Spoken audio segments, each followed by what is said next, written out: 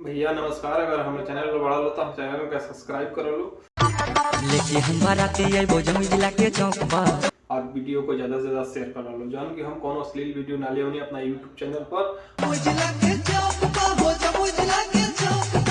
और हम अच्छा वीडियो ले जौन कि तुम वीडियो देख लो और डांस वीडियो और जौन कि हम प्रमोशन करेनी, हम कोनो पैसा ना लेनी, फ्री में प्रमोशन करेनी। तू लोग खाली जानो यूट्यूब चैनल पर हमरा नाचे पर तो छौड़ी तोरा राइट एक मैसेज कर दो, हम तालूंगा खुद वीडियो बना के और अपना यूट्यूब चैनल पर अपलोड कर दें। जरा चैनल का नाम बा बिपिन चौरसिया ऑफिशियल 8002।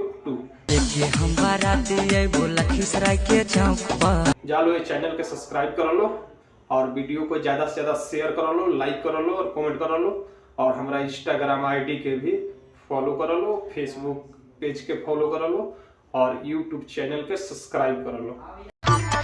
लेके हम बाराती आई भोजपुर जिला के चौक पर और ये देख लो एगो खूब बढ़िया डांस वीडियो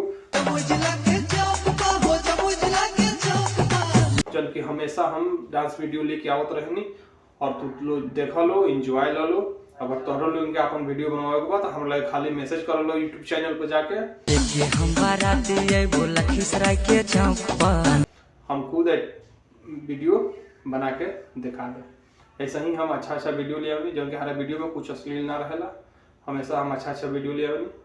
चलो लो, जब तक खातिर नमस्कार, फिर मिले हम अगला वीडियो में। नाचे पर तो छौड़ी तोरा राइट ऐसे ही अच्छा वीडियो हम लेके आवत रहेंगे और हमारे चैनल के सब्सक्राइब कर लो और एक झलक और देख लो ये वीडियो। जब तक खातिर नमस्कार, फिर मिले हम अगला वीडियो में। लाइक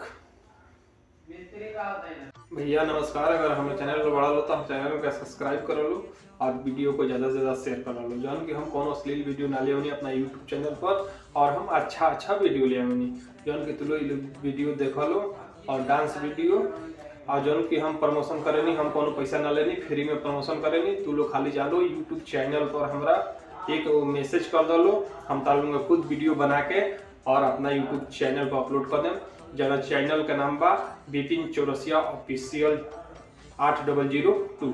जालो ये चैनल के सब्सक्राइब कर लो और वीडियो को ज्यादा से ज्यादा शेयर कर लो, लाइक कर लो और कमेंट कर लो और हमारा इंस्टाग्राम आईडी के भी फॉलो कर लो, फेसबुक पेज के फॉलो कर लो और यूट्यूब चैनल के सब्सक्राइब कर लो। और ये देख लो एगो खूब बढ़िया डांस वीडियो चल कि हमेशा हम डांस वीडियो लेके आवत रहनी और तू लोग देख लो, एंजॉय लो। अगर तोहरा लोग के अपन वीडियो बनवाए के बाद हम लोग खाली मैसेज कर लो यूट्यूब चैनल पर जाके, हम खुद वीडियो बना के दिखा दे। ऐसा ही हम अच्छा वीडियो ले आवी, जो कि हर वीडियो में कुछ अश्लील ना रहेला। हमेशा हम अच्छा वीडियो ले आवी। चलो लो, जब तक खातिर नमस्कार, फिर मिले हम अगला वीडियो में। ऐसे ही अच्छा वीडियो हम लेके आवत रहेंगे और हमारे चैनल के सब्सक्राइब कर लो और एक झलक और देख लो ये वीडियो। जब तक खातिर नमस्कार, फिर मिले हम अगला वीडियो में। लाइक